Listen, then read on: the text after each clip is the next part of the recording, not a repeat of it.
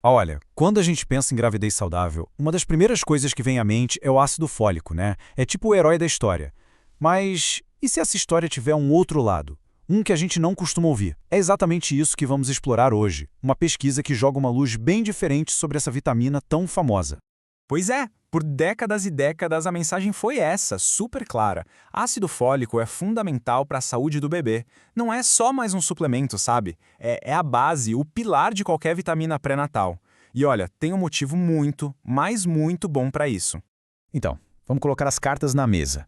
De um lado tem a promessa, que é 100% real. O ácido fólico previne problemas seríssimos no desenvolvimento do bebê, como os defeitos do tubo neural. Isso é fato. Mas do outro lado surge uma pergunta bem moderna, na verdade. Com tanto alimento fortificado, com suplemento para todo lado, será que a gente não está exagerando na dose? É esse conflito, essa tensão que a gente vai investigar agora. Mas calma, antes de entrar nessa parte mais complexa, a gente precisa dar o braço a torcer e celebrar, porque a história do ácido fólico é, sem a menor dúvida, um dos maiores casos de sucesso da saúde pública.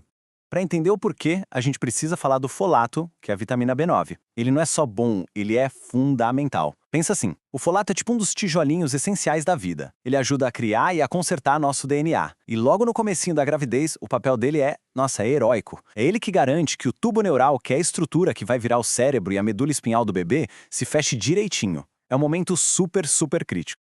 E quando os cientistas e governos sacaram o poder disso, começou uma verdadeira onda global.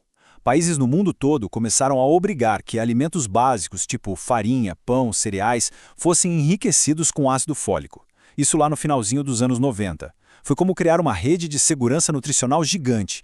Milhões de pessoas passaram a ser protegidas, muitas vezes sem nem saber. E o resultado?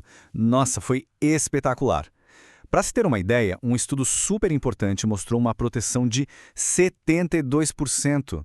72% menos casos de defeitos do tubo neural com a suplementação certinha.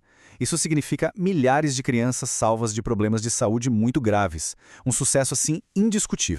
Ok, sucesso estabelecido, certo? Mas é exatamente aqui que a nossa história dá uma virada. Depois de tanto sucesso, uma pergunta nova começou a surgir. E ela nasceu justamente dessa abundância toda que a gente criou.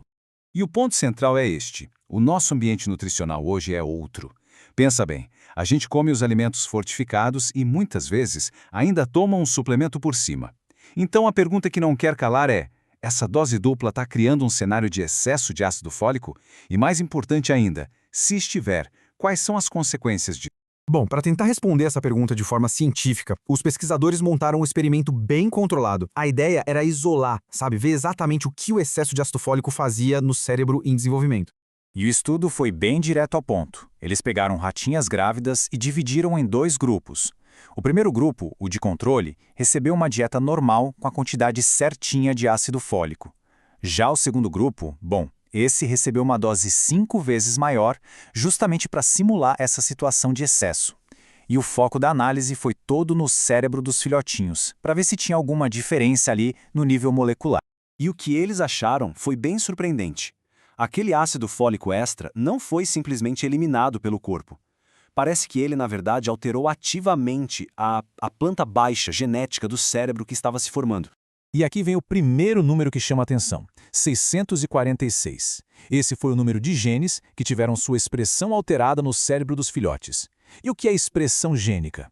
É basicamente dizer quais genes estão ligados e quais estão desligados. Imagina um painel de controle cheio de interruptores. O excesso de ácido fólico foi lá e começou a mexer nesses interruptores, ligando o que deveria estar desligado e vice-versa.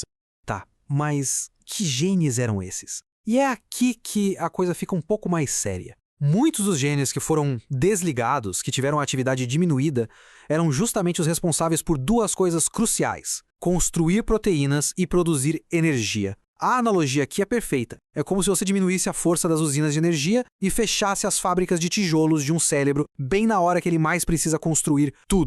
E a história não para por aí. Além de ligar e desligar os genes, os cientistas encontraram algo mais sutil.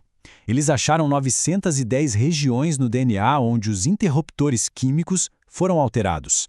O nome disso é metilação do DNA. Não é um simples liga-desliga. Pensa mais como um dimmer, sabe? Aquele botão que aumenta ou diminui a intensidade da luz. É um controle muito mais fino e poderoso sobre como os genes são usados. E esse é o ponto-chave. Essas mudanças nos dímers do DNA não aconteceram em qualquer lugar. Aconteceram justamente em áreas que controlam a comunicação entre os neurônios, quer dizer, a base de tudo que o cérebro faz. Basicamente, o excesso de ácido fólico estava mexendo no painel de controle da conversa entre as células cerebrais, ajustando o volume e a clareza dessa comunicação. Então, para a gente resumir de um jeito bem simples, o excesso de ácido fólico estava atacando em duas frentes. De um lado, ele mudou o registro de atividades da fábrica, dizendo quais genes trabalhavam ou não, e ao mesmo tempo ele foi lá e mexeu nos controles de intensidade de todo o sistema. É uma interferência em dois níveis diferentes, e isso é bem importante. E como se não bastasse tudo isso, a análise revelou mais uma surpresa, algo que talvez nem os pesquisadores estivessem esperando. A resposta ao excesso de ácido fólico foi diferente entre os filhotes machos e as fêmeas. E aí a pergunta é, por quê? Olha só essa imagem, ela mostra isso muito bem. O gráfico da esquerda tem as alterações de todos os filhotes juntos, o da direita só das fêmeas. Dá para ver na hora, né? O impacto, a quantidade de pontinhos coloridos que indicam mudanças foi bem mais forte nelas. E sendo mais específico, no cérebro das fêmeas, o excesso de ácido fólico afetou principalmente os genes que constroem as fábricas de proteínas das células. Isso sugere que pode existir uma vulnerabilidade diferente nelas a esse excesso, afetando um processo super básico de uma forma bem distinta. Ok, então o que a gente faz com tudo isso? Como é que a gente junta essas peças, essas mudanças moleculares, para entender o quadro geral? No fundo, tudo se resume a uma palavra: equilíbrio. E aqui está o que amarra tudo. Os cientistas encontraram 20 genes que foram atingidos nas duas frentes. Ou seja, para esses 20 genes, tanto o dímer de intensidade foi alterado, quanto a atividade final deles também mudou. É uma prova bem forte de que o excesso de ácido fólico pode sim bagunçar essa orquestra super afinada que é a genética do cérebro. E olha, usando as palavras dos próprios pesquisadores, a grande conclusão é essa. O excesso de ácido fólico parece perturbar o equilíbrio delicado que existe entre os interruptores do DNA e a atividade dos genes. A questão aqui não é se é bom ou ruim, mas sim que um sistema super bem ajustado está sendo desregulado. Então vamos resumir o que a gente viu até aqui. Primeiro, o excesso de ácido fólico alterou as redes de genes do cérebro, aquelas ligadas à energia e construção. Segundo, ele mexeu nos interruptores do DNA que cuidam da comunicação entre neurônios. Terceiro, os efeitos foram mais fortes nas fêmeas. E talvez o ponto mais importante de todos, que a gente precisa deixar bem claro, isso é um estudo em camundongos. É ciência básica, super interessante, mas não é, de jeito nenhum, uma recomendação médica para a gente. E tudo isso nos leva a uma reflexão final. Vamos lá. O ácido fólico é e continua sendo um herói da saúde pré-natal. Isso ninguém discute. Mas essa pesquisa serve como um lembrete bem forte. Nessa nossa busca super bem intencionada por uma saúde perfeita, com mais suplementos, mais fortificação, será que a gente não está esquecendo de um dos princípios mais básicos da biologia, que é a importância do equilíbrio?